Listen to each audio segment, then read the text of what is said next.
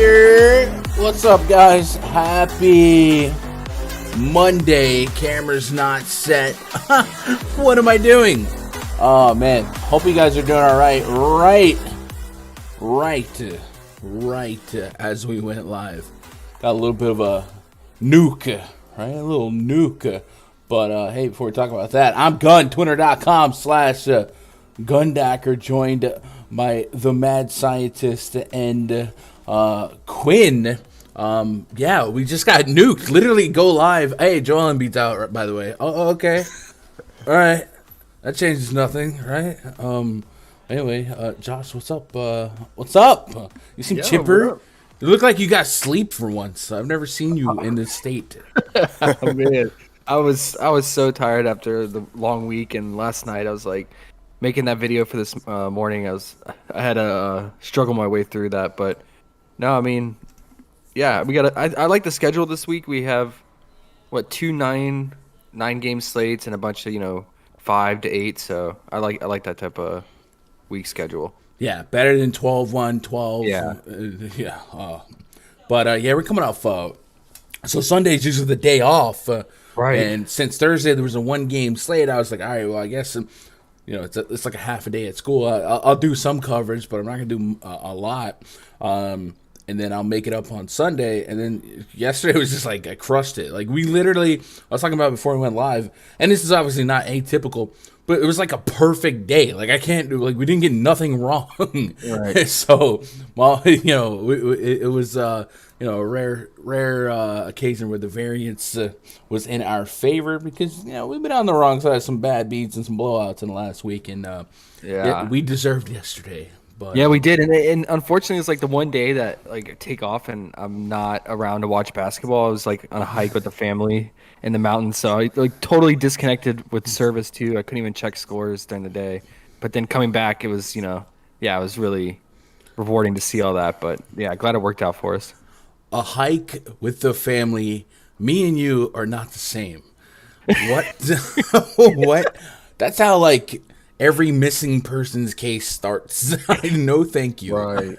But also, yeah. What you got? No, to say, yeah, I might have wanted to go missing after the Saturday and Friday night that we had with those blowout games, but no, Sunday we needed that, like you said. That was really good, and I hope we can keep it going this week. That streak. Yeah, joined on a Monday by the third amigo, rich homie Quinn. Quinn, man, I don't know if you've been keeping an eye on the Yankee spring training game, but we got an opposite field hit by DJ and a rocket RBI two-run RBI, at least a single, might have been a double for Giancarlo. So all is well. Oh, and Jameson Taillon struck out Bryce Harper swinging. So it's feeling good. Baseball, hurry on back. But what's up, Glenn? How you been? Man, I'm good. It's been a good week. Just enjoy. Gave some of it back yesterday, but such is life. But everything's good. Just I've spent a lot of time on the clay this week. Coaching the kids up in baseball, some 8, 9, and 10-year-olds, and then my older kids too. So yeah, life is good this time of year. A little more active and that's always a good thing. And Major League Baseball is starting soon, so I'm really excited about that. I have been kind of tracking things with the Yankees during spring training, not watching every inning, obviously, but it was good to see Josh Donaldson, crank one out. Bat speed looked good, high exit velocity, what we like to see. So hopefully that bodes well for the rest of the season. He was my number one want in the offseason and stuff. Hopefully we get him. By the way, chat, so I noticed I just lost a little bit. I do want to at least let you guys know, chat, that in my area, outside of these walls, we are actually dealing with severe thunderstorms and tornado watch. It is still on the, safe side of these storms, but that sometimes when this type of weather comes through, we might lose power, we might lose internet. So if we do disappear, kind of bear with me. Just understand that I can't control the weather, Jackie. But I guess while we still have it, let me talk some picks here. Let's go talk about the slate. I'm going to open up that RunDFS.com NBA VIP spreadsheet. If you guys want access to that, you know the drill. Go to RunDFS.com, get yourself a membership, and get on in there. And let's hyper focus the news, and maybe we'll get to the Sixers stuff later. But Josh, you mentioned it in the first look video this morning.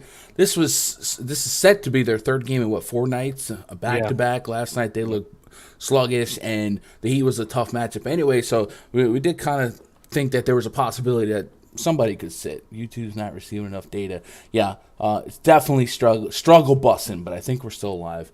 Mox says tornado watch, and you worry about our earthquakes.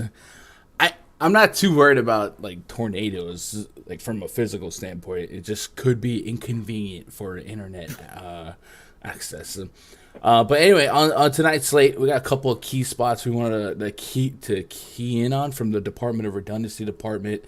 We got LeBron James back in Cleveland. That's always fun. The Blazers rolled out Josh Hart. He has been one of the the shining pieces of that team, but it looks like Justice Winslow could play today, so we'll look out for that. On the Pistons side, we know Ham Diallo and Jeremy Grant are out. A couple Q tags in that guard rotation to make things a little bit more murky, and then we know Cade Cunningham's probably going to be somebody we want to target for elevated usage, probably some pretty solid props.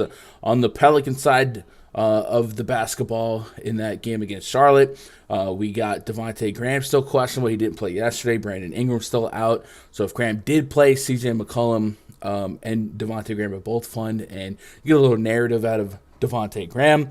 McCollum has had a mid 30% assist rate on the court with Devontae Graham and without Brandon Ingram. So I would still be a little bit interested in McCollum assist props. However, yesterday it was kind of a sweat. Like it wasn't that seamless. Willie Hernan-Gomez was going all the way off, and then we just kind of got lucky for McCollum exploding in the second half. Utah Jazz, we got Bojan Bogdanovic out. Mike Conley will play. This is night 2 of a back-to-back for the Jazz.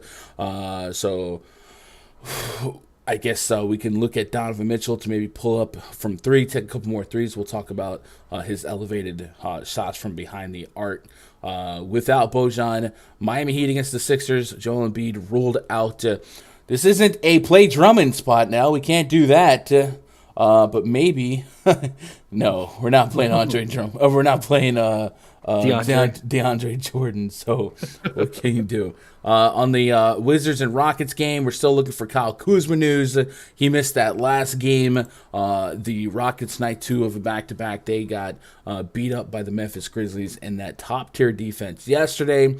So we'll see what the status is on Kuzma. If Kuzma can't go, it will obviously elevate Porzingis in terms of per-minute production. We still worry about the minutes, and then I might get to an unhealthy obsession with Kentavious Caldwell-Pope here, and it's the year 2022, but here we are. Celtics ruled out Robert Williams and Marcus Smart, as they were, and I believe still are, 15-point road favorites against the Oklahoma City Thunder, so we do get to maybe narrow down some usage and kind of feel safer about some minute projections. Maybe Derek White gets a little bit more involved, Tatum a little bit more production while he's out there. Robert Williams can represent a ton of rebound potential and some stock potential to boot. So maybe Horford and Al Horford revenge game, right? And maybe Daniel Tice gets out there. Still waiting on Shai Gilgeous-Alexander news. I would assume that this 15-point spread makes me think that he's closer to out than in, but I really don't know how to read that because the Thunder are bad no matter what, and the Celtics defense are good no matter what. And then lastly, to top off the slate, we got Luka up against the Minnesota Timberwolves. That's a 230 total, and the T-Wolves have Cat questionable, and that's about it. Everything else that's impactful is good and ready. I don't know why, but my computer is going slow as molasses. I think it's because earlier today I was editing some video, and usually I restart the computer before I do a stream, just in case. And but after I closed it, I wasn't having any problems. So I was like, F it. I'm feeling dangerous, and I went live. But now when I scroll down, it's like choppy. So I don't know. Hopefully that saves it. But let's go open up PrizePicks here. It might take a minute to. And where do we start, Josh? I guess you like LeBron back in Cleveland. Yeah, we can start there. Yeah, because we have props for that game. Sure. All right, let's do that. Also, why is it going so slow? All right, talk to me about LeBron and what's your you're digging the 29 real points. Yeah, that's probably number one for me. And then number two will be probably fantasy score. I mean, we know this narrative with LeBron coming back to Cleveland. He has like 270 bombs against them at home or at Cleveland.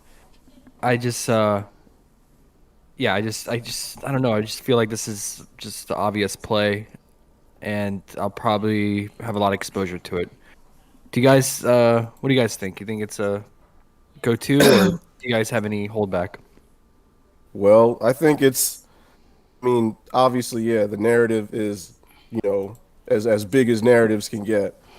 The matchup is far from a perfect one. We know Cleveland's been tough defensively. We've seen the Lakers involved in numerous blowouts. So, I mean, those are reasons to push back. And it's just a matter of, does the narrative, outweigh, the matchup? And, I may not have as much LeBron as you, Josh. I get it. I'm going to have some. But, I mean, just as right now, things could change, 4 hours from now as we get closer to lock. But I'm real skittish about the matchup. I'm more interested in playing some Cavs on the other side. Oh, yeah. So the Cavs on the other side, I mean, they're definitely in play, especially Garland and Mobley, like we've been targeting. I'm with you on that 100%.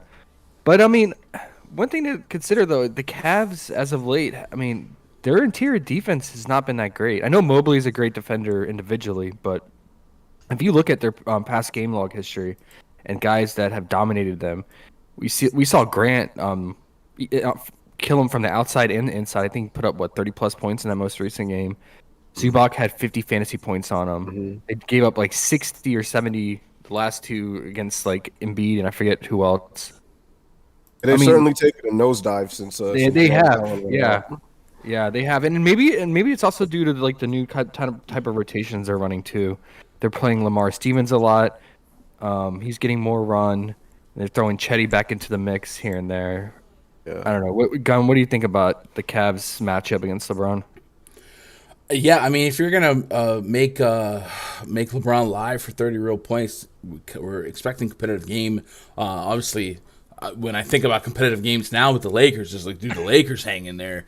But I guess that's someone concerned. Yep. But I feel like this should stay competitive. Darius Garland 9.5 assists is something I'd be somewhat interested in, and then Evan Mobley, I'm intrigued by some of these lines. Without Jared Allen, we've seen him play deep minutes. Now there's always that. How many minutes is Kevin Love going to get today? Because it could be between 15 and 30. But in games where he gets a little less overlap with Kevin Love, it's going to raise his rebound stock and also his fantasy point prop being just at 37. I'm sure that's going to be something that my projections are competitive with. I will say I'm experiencing some serious struggle busts. I just pulled up my CPU use and it is crippled right now. So I'm gonna have to be minimal, but I do have a 45 PrizePicks fantasy point projection on Evan Mobley, so that's a decent gap between PrizePicks and me, 7-8 points. So probably the Mobley fantasy points prop is something that's going to stand out for me. And then Larry Markkanen's real points, it actually went down, right? We were on it at 15.5, and I don't know that we acted on it too hard that one day. But this is still pretty low for the amount of shots that he's probably live for. And this is this is a line that he's cleared in every game except that Philly game where he missed it by a bucket essentially. So or 2 buckets or 1 bucket. Yes. Yeah, but I want to say something about him. So you brought up a great point on our stream over the weekend about him on Saturday, and that was Kevin Love can really hurt his value and potential, and he did that game. Kevin Love came in and went off from 30, And then Chetty was starting to play well, so he was eating into Markkanen's minutes. There is an outcome where Markkanen could get less run and less shot volume if guys like Love and Chetty start playing well off the bench. And Lamar Stevens was eating into his usage as well. So that's my only hesitation on Markkanen. But no, I mean, we've seen him be productive offensively. What about Garland's? I've been calling this out every day or every time they play, but his free throw prop, and they're still keeping it around 4.5. And you have the Lakers, who are top 5 in free throws allowed. Is that just something that's, in your guys' opinion, too risky since he has other favorable props like his assists and his fantasy score? Yeah, I mean, I still think that's one of those low props that still makes sense to target. I wonder if there's like a correlation between the starting lineup of the Lakers, which one is more foul prone. Sure, but I'd still probably rather go after like the assist prop if I had to, since his assist rate's been like 40% since the All-Star break. So I probably still land on Garland assists. But there is a free throw prop that you had me on earlier. We'll talk about it later. Now it's that Luka one. So it's under 6. Yes, let's go. I like that. Yeah. All right. Yeah. Quinn, favorite Darius Garland line? I mean, for me, it might actually be his real points. Lakers give up like the most points, like real points to the point guard position, and Darius Garland's a scorer. So, I mean, I might be I could be talked into that, or just his fantasy points to kind of put a blanket over everything. Hoping the turnovers aren't outrageous today. Yeah. Chat, let me know if streaming is like really bad. Like, you don't understand what I'm looking at, man. It's like dial up reactions here, so I can't imagine the consumer side is that pleasant right now. Yeah, I thought I heard the American Online noise in the background. I mean, yeah, and like my preview of the stream, like I don't know, like I don't like performance mode right now, but I don't know, chat, are we like freezing or anything like that? If it's fine, then I'll go through it, but I'll definitely probably try and restart the computer before the DFS stream. So Mobley, Mobley? Are we leaning his fantasy score, since we like to target fantasy scores for bigs who fill the stat line? Are we liking his real point more? I probably go fantasy score and just throw a net over everything that he might do. Yep. Okay. All right. Give me a minute, and I will get us to the next game. All right. Did you want to do anything with the Pistons game? Cade Cunningham feels like a spot. Him and Sadiq Bey, like Sadiq Bey without Jeremy Grant, felt like his real points could be in play. But I also like understand that if we just want to avoid Pistons on this slate, but the Blazers have been such a soft matchup, and their best player, Josh Hart, not going to play today. I don't know. Did you have anything written down for this one? If not, we can I mean, I did. I was all over Cade in the early morning show, but Quinn brought up a great point this morning when we opened up PrizePicks. Mm-hmm. Everything is juiced, and I mean, rightfully so, right? This is a matchup against the Blazers. But, I mean, his fantasy score is up to 42. He was just 36 the last game, and his PRA is almost 38. Only thing that I think that is not juiced probably enough, though, would be his assist prop. It only went up 0.5. It's at 6.5. He's really distributing the ball well. And if guys like Sadiq keep shooting it well, I can maybe lean towards that more so than his PRA and his fantasy score, which were the two props that I was most keen on. Mm-hmm. What do you guys think about his assist prop? For Cunningham, was that 6.5 still? Yeah. Man, I would love to pull up the add more funds right now and put some numbers to it, but I don't think that's going to be possible. I could do that while you guys talking. I can give you a value. What do you want since All-Star break? All-Star break without Jeremy Grant, and you might as well take out Diallo. So with Diallo out, it's just like I don't know. I feel safer on the minutes. Those are a bunch of Q-Tags. Hayes and Kojo. Okay.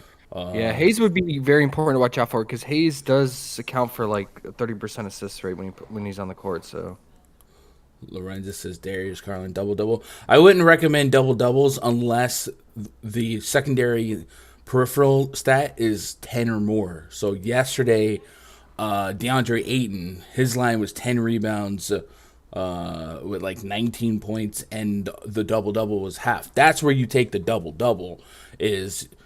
But if Darius Garland right now his assist prop is 9.5, well, no, unless you think 10 rebounds is live, don't take the double double, just take the assist.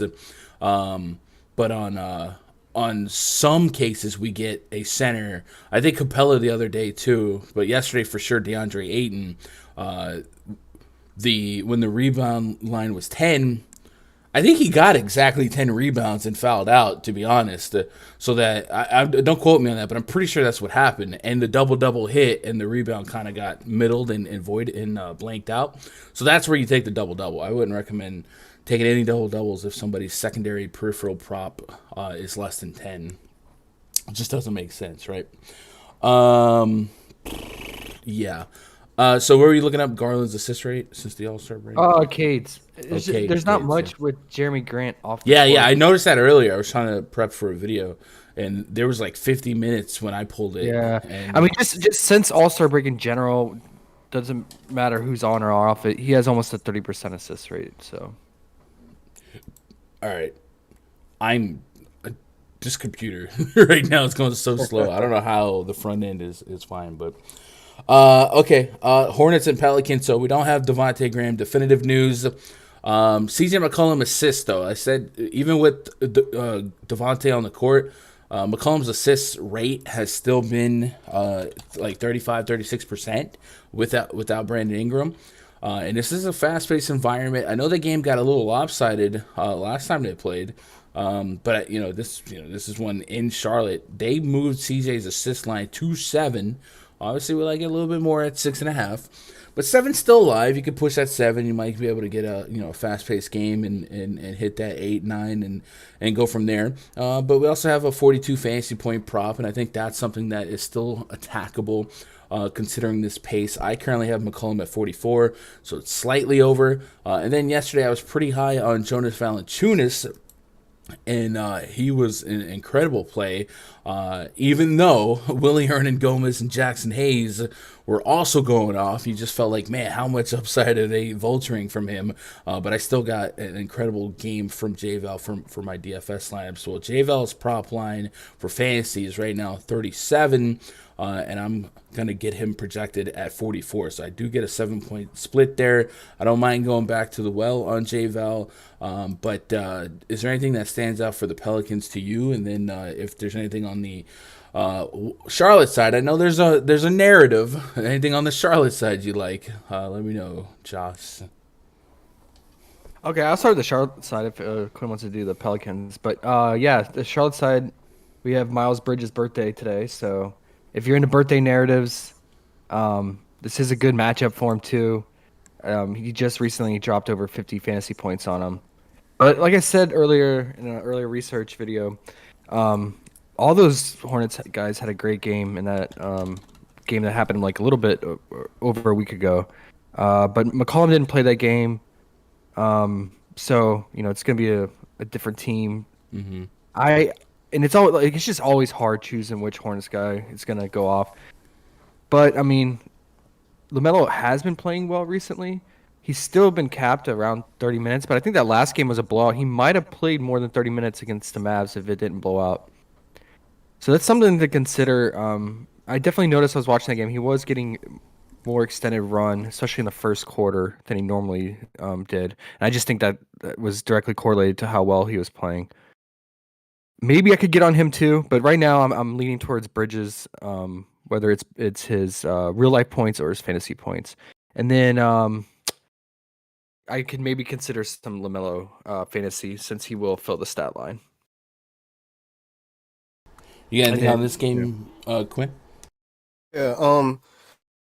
Joe Val. I love the matchup here. The Hornets are pretty much bottom 5 when you're talking about fantasy points or rebounds or points in general given up to centers. So I think this is a good spot for Joe Val. Also look at Jackson Hayes. If he starts at power forward, he gets his normal minutes. I mean, his PRA is usually very low, and I think that's something that could be attackable here. as well. So I think overall it's a pretty good spot for the Pelicans. And as far as McCollum goes, I hate seeing that 7 number like that without the half. So I'm not one that likes to get into pushes. So I might look at his PRA instead of his fantasy points, because you're looking at I think the gap isn't wide enough to overcome. McCollum like to turn the ball over a lot. So I think if I was gonna play put a net over everything, it would be like a PRA. And if Devonte Graham ends up playing, can we get on his homecoming narrative? Hey, look, if I play a card with like 3-4 of those guys together, I could definitely I could justify putting them in there for sure.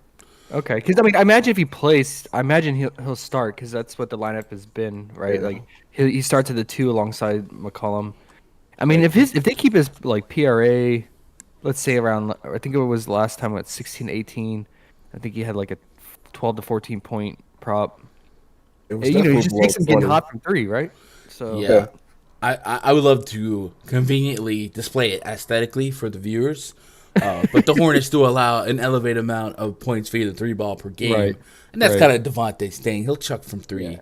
So if there was like a 3-point prop at like 2.5, I might take it. I really, all I want to do right now is kick my computer and just like throw it out the window.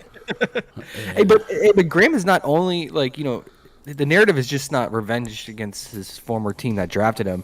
He's actually born and raised in North Carolina. He actually he played all his high school basketball there, and he almost stayed. He almost stayed and played at Appalachian State, but he retracted the offer, and then he ended up at Kansas. So he is like, this is a true homecoming game. It will be all his friends and family there. I just think unless the injury is that bad, I think he's gonna play. That's what I'm trying to get at with that. Yeah, I mean, I definitely could see him wanting to get up in front of his old pals. I will say there was a lineup that Devontae didn't start with McCollum. I think it was against the Magic, and they started like Najee Marshall, something like that. So it's not a guarantee that it would start, but I would assume that all things being what they are, that Devontae would have an opportunity to start here, just to have a little fun with it. Pelicans don't have a reason. Pelicans did announce that Zion was done for the year. You saw that? Mm-hmm. Yeah, I did see that. Is that due to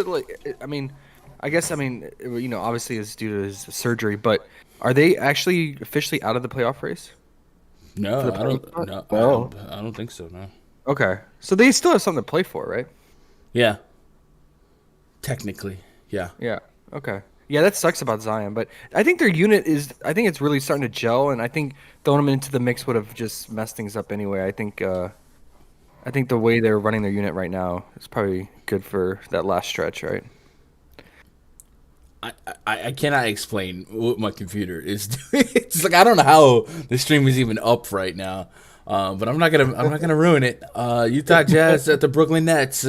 Donovan Mitchell last night, 30 plus real points. They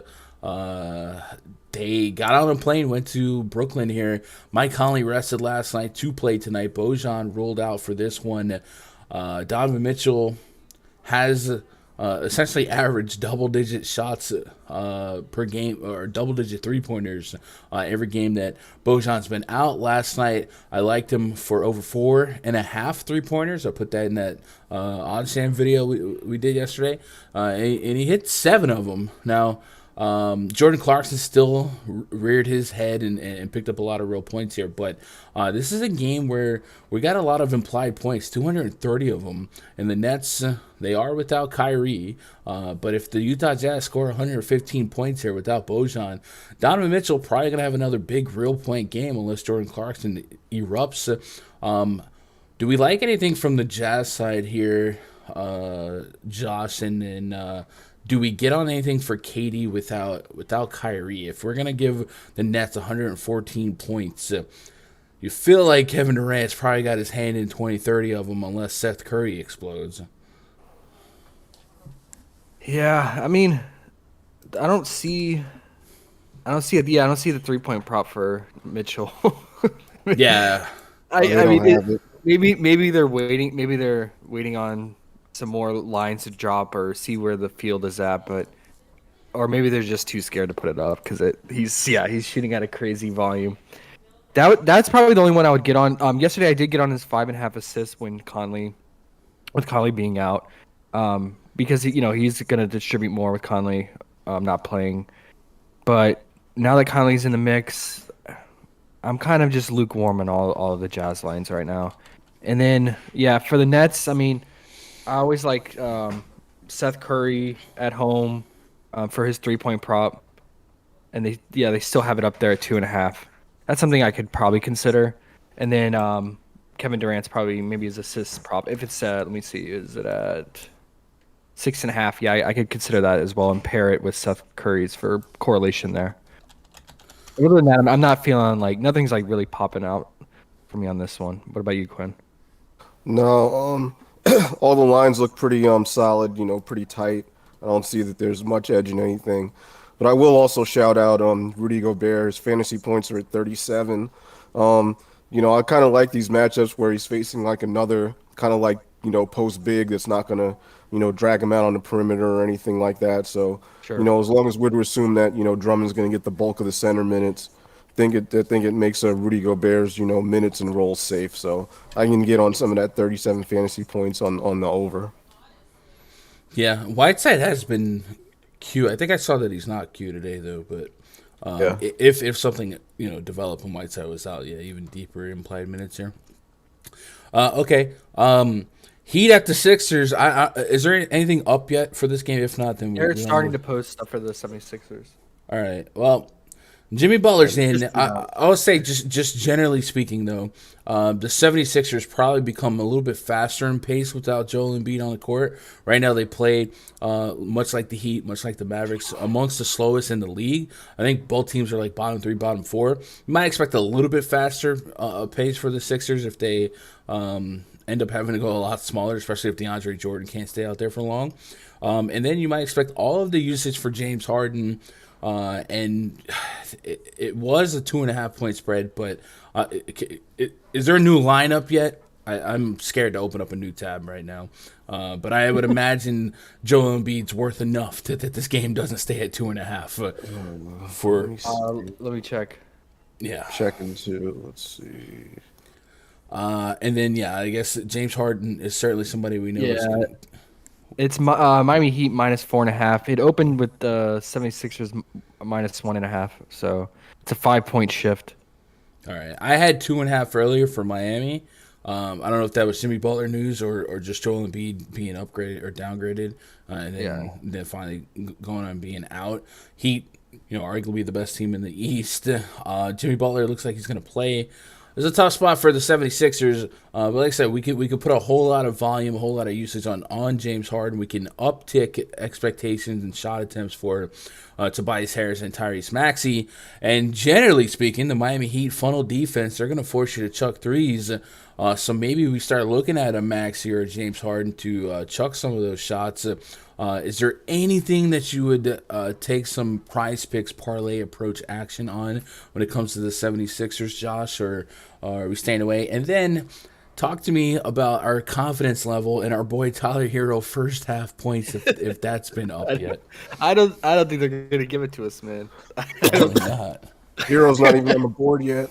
Yeah, with Butler starting, I bet they don't even. And Hero is technically off the bench guy, so 6-man.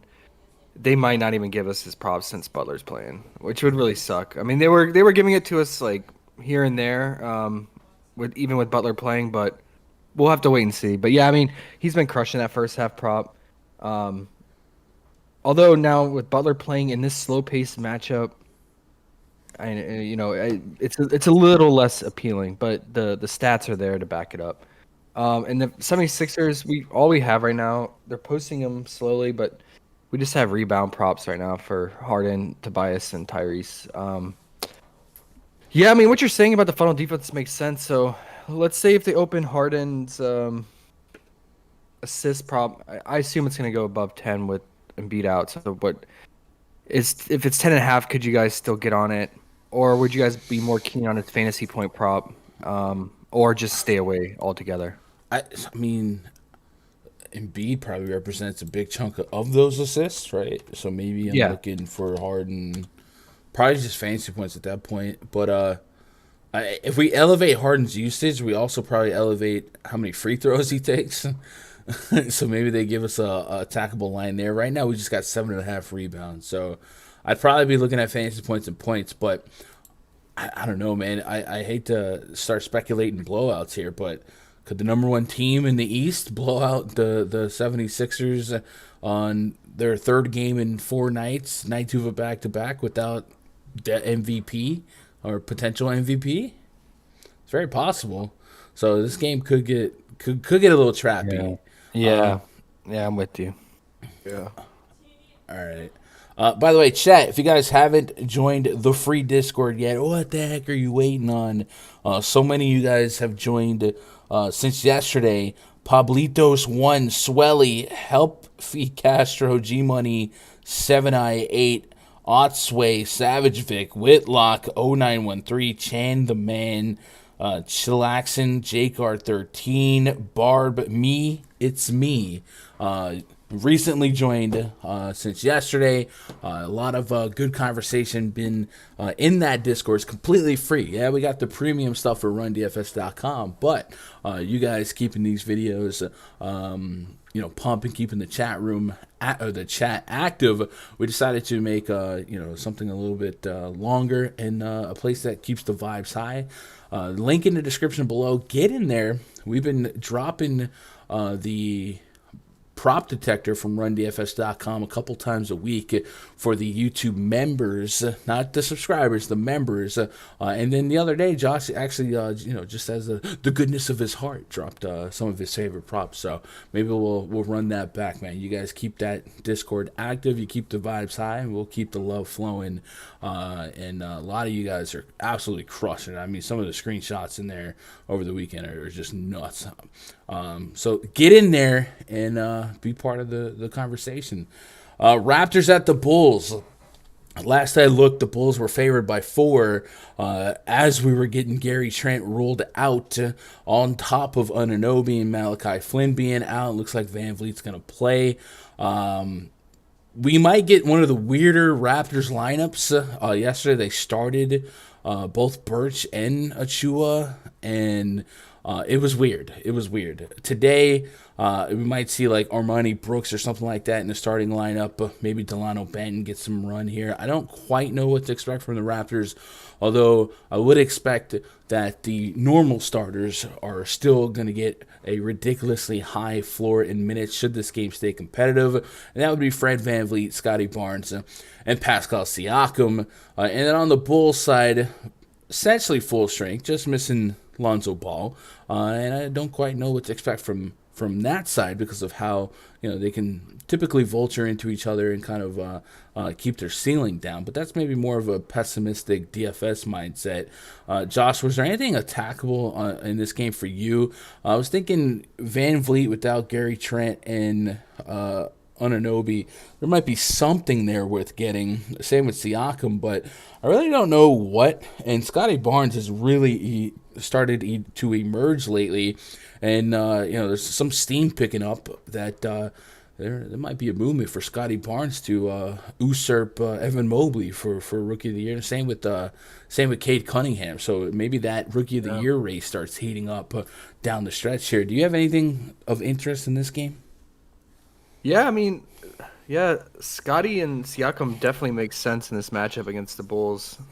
We've liked attacking the Bulls in the paint all season, and especially versatile guys like Siakam and Barnes. So we don't have any fantasy scores yet. I'm gonna probably wait and see what they post at and how they compare to your projections after you run a projection sweep with Trent out. I don't know if you've done that already, but they just have their PRAs. So Siakam's at 34.5, Barnes at 27.5. So I assume Barnes will probably be mid-30s in fantasy point, and Siakam will probably be around 40, low 40s. So yeah, I like to see those projections and compare them, and maybe I can get on those too.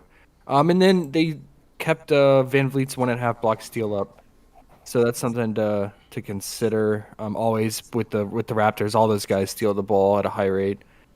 But yeah, I mean, the Raptors have been so hard to predict this season. It's just so up and down in the rotations, and they're not passing the ball. And I assume, Van Vliet's at 5.5 assists, and he's been having these spike games. But Trent being out, that's probably less assist potential, especially from the three ball. I don't know. I just sometimes can't get a good read on him. What about you, Quinn? Uh, nothing really jumped out to me with what's on the board, really on either side.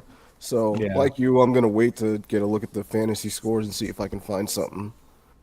Yeah. All right. We don't have any Kuzma definitive news yet for the Wizards. Obviously, his status would really move a whole lot in terms of what we might be targeting for the Wizards. Rockets are definitely one of the process spots where we see Rockets find something to attack on the Rockets. And if Kuzma was out, I'd be more interested than I really legally should be in KCP stuff.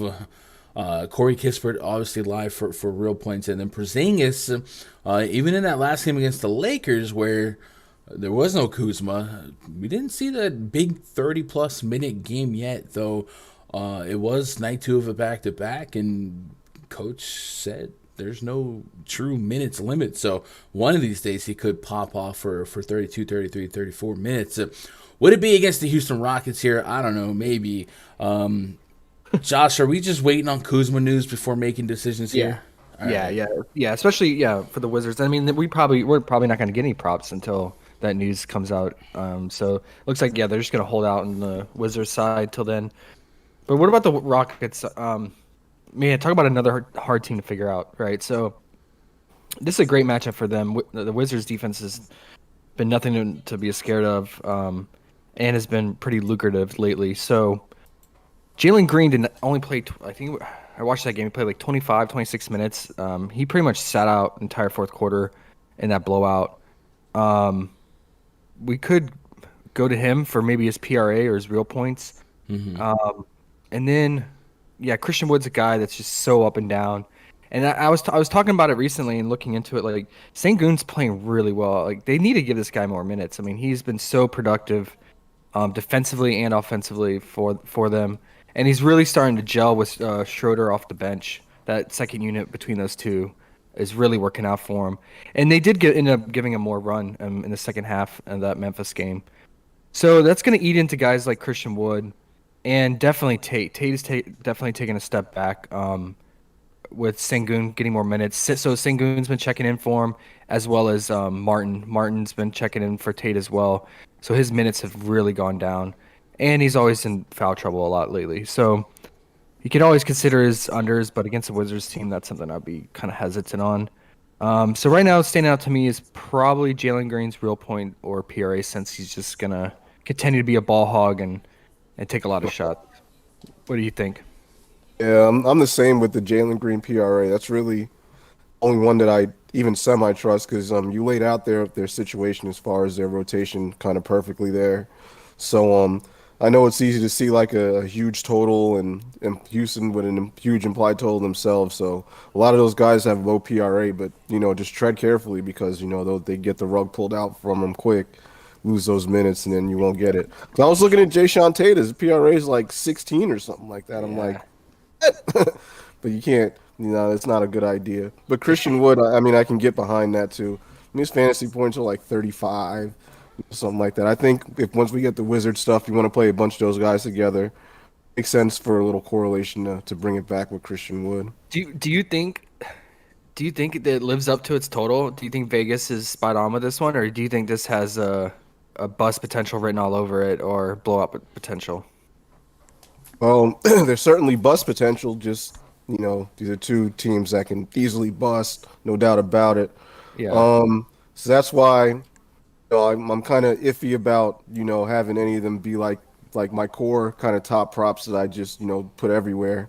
But Yeah. I think playing them together, all the props are so low, and I think even the fantasy scores once they come out with or without Kuzma are going to be low enough where they can all kind of get there together. If the total lives up to the hype. Right. So, like core plays, if Kuzma's out for you, would it be like a Porzingis, KCP fantasy, and then would you run it back with with maybe a Jalen Green or something like that? The thing with Houston, I mean, season long, I mean, they pretty much just bled fantasy points, whether it's backcourt or front court. So I mean, yeah, they've given it up to everybody. So Yeah, yeah. yeah, you could start with I mean, if Kuzma plays, you can start with either him or Porzingis. Obviously, the KCP, that PRA, he's been, kind of clearing that. If it's, below 20, near 20, I think you can jump on that. We've been getting Corey Kispert's point prop recently and his Hmm. 3-point prop if it's below 2. I think those Hmm. could be in play. And as I said before, my favorite Rocket would either be Christian Wood's fantasy points or Jalen Green Yeah, PRA. yeah. Okay. All right. Celtics rolled out Robert Williams and Marcus Smart. I, what I will do is after this show, I will reset the computer and on the DFS show immediately following this show, I'll do a little bit more in depth there. No matter what, we're going to be struggling with this game staying competitive. Thunder night 2 of a back-to-back. If SGA was out, it certainly feels like even without Marcus Smart and Robert Williams, anchors of that defense, front and backcourt, can't expect the Thunder to be that competitive.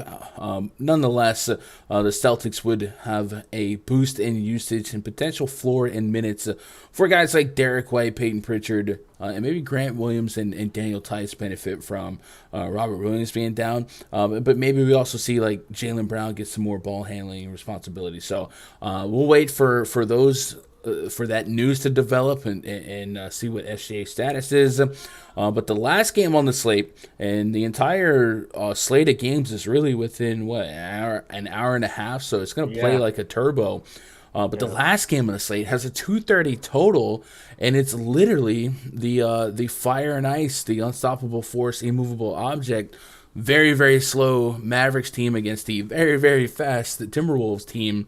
And the Mavs are looking a little bit more full strength than they have been lately. Dinwiddie, Jalen Brunson, Luka up against maybe a full strength T-Wolves team. Cat questionable. But I think the prop that you were really selling me on earlier is the Luka Doncic free throw prop. Yeah. Yeah. 5.5. That's what we asked for, right? We said if it's 6 or less. Yeah. So, He's, but I guess we for that prop maybe we want Cat to play since he's on that list of high foul rate. Yeah, he's actually like top 6 in fouls Yeah. for 36. Yeah, but I mean, I think Cat's gonna play. If you read his injury report, it says a arm contusion, so it sounds like a bruised arm, right? So I don't know. Those suck. And then just getting the slowest pace team against the fastest pace team. There's that many more implied possessions for a team like the Mavericks here. So more possessions equal more shot attempts, more peripherals to go around. Reggie Bullock should start here, and that would probably leave us with Dinwiddie off of the bench and Jalen Brunson and Luka on the starting lineup here. So assuming that's the way it plays out, we can kind of feel safe for about Brunson points and Luka everything, and then maybe Dinwiddie off the bench as well. Any other props other than Luka free throws that you were digging, Josh? Yeah, I called out his 3-point prop, although it did go up to 3.5 from 3, so you're not gonna get the push. He's averaging 9 3-point attempts on the season. I mean, we just saw him like just go off from 3 against the Hornets on was a Saturday. That's always, I mean, that is a high number, but a guy who's going to shoot that volume, it's definitely in play. The only thing I'm concerned about is Reggie being back. That's probably a little less, maybe 3-point attempts for Luka, as Reggie will sit in the corner and wait for the ball to come to him for those corner 3 shots. So maybe I can still consider it though, because the T-Wolves do give up a lot of threes as well, just due to the pace that they run and the more shot attempts provided. So I probably rank that second behind the free throws, and then I probably his fantasy score is always in play, so it'll probably be third, and then first will be the free throw prop.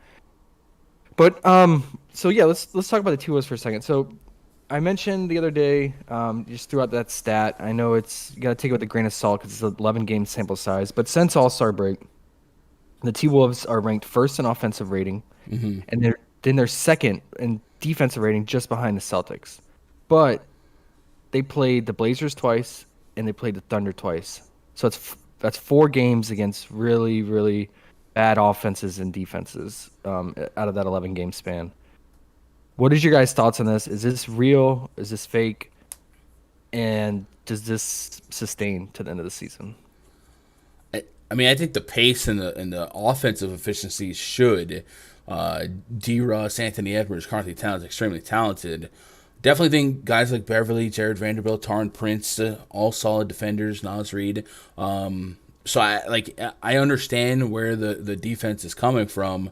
I don't know that being that fast paced while being elite on defense is ultra sustainable, but I guess your Warriors were showing that it is possible. We've seen them be number one in pace and defense before, even earlier this season. So I guess it's sustainable, but yes, there are 4 games in there that are extremely maybe favorable for their stats. So I don't think they're going to be a top 2 defense, but I can certainly see them sustaining being top 10 defense with some of those guys that they have in the mix. Quinn, you got anything on this game before we get out of here? And I will reset my computer before the DFS stream. And then also, I want us to maybe name 3 props that some of the viewers can walk away with. But I need 40 likes for that to happen, chat. We're at 24, so give me 16 of them. Let's go. One more Maverick prop. You mentioned Reggie Bullock, but yeah, that 2.5 threes I think is definitely live as long as he's in the starting lineup. Because as Josh said, he's going to sit there in the corner, and they're going to look to get him those corner three-point opportunities. So, I mean, he should, as long as he starts, he should have the opportunity to clear that. The Minnesota side, I'm probably not going to mess with anything because I'm not sure where the production is going to come from tonight if their big 3, quote unquote, are playing, and it's a paced out matchup for them.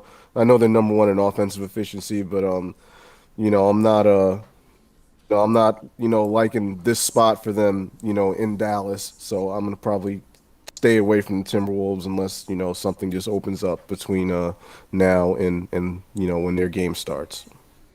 Okay. All right. So let's throw a lasso around 3 props that we were digging. Unfortunately, it feels for how many games are on the slate. For me, it feels like we don't have the news that we really want, or the lines that are not up yet. Because some of the core spots for me would be Wizards if Kuzma was out, and then was Devontae Graham going to play? So Josh, where do we start as a anchor to start our lines now? Would you say LeBron James 29 real points? Yeah, I know. That was gonna be it. But I mean, I know it's a fish play, but it's just it's too good for me, man. And shout out to Raj. I'll play in his honor. LeBronto. Yeah, Raj, by the way, going to be on the DFS show. And then so we'd run that back with maybe Evan Mobley fantasy points. Sure. Sure. Right. Yeah. And Quinn, do you have one that's just been sticking out to you that you're getting a whole lot of exposure to so far? For me, it will be a Jonas Valanciunas. His PRA being 33.5 and the fantasy score being 37. I think I'm going to take the fantasy score at 37. So hopefully there won't be any turnovers, and hopefully we'll block a couple shots and it'll look good. So Joe Val over 37 fantasy points against the Hornets' weak interior. Hey, Zeus Cortez, man, appreciate you jumping in here. Jose in the chat. E Made It Happen in the chat. I believe we've got E Made It Happen scheduled to jump on tomorrow. Hey, shout out to you guys. KW88 Reds joined the Discord. Free Discord link in the description below. Get in there. And I'll probably do something nice since I couldn't go as in depth aesthetically as I wanted to. I'm gonna try and compensate for all that on the following stream, DFS stream. But maybe I'll share some of my core plays on PrizePicks tonight. Maybe we'll drop the prop detector in the subsection again. But Jesus says, do they do their only pick or just talk about them? A little bit of both, Jesus. Obviously, I know there's some microwave generation that just wants picks, but we do like to discuss it and give reasoning behind it. So that way, even if the pick doesn't happen, you understand that the process behind it was there. It's just not, just made up. But anyway, chat, I'll be back in a couple minutes. Give me like 5 minutes to restart the computer. Josh and Quinn, always a pleasure. I will catch you guys later, chat. I'll be back in a minute. Stick around. I'll send you the DFS link. Hey, maybe watch that card opening video, and then me and Raj will have some fun on a Monday, assuming this tornado doesn't drop before then, man. I appreciate you guys. I love you guys. Good luck. God bless. Go win some money. Good luck. Luck.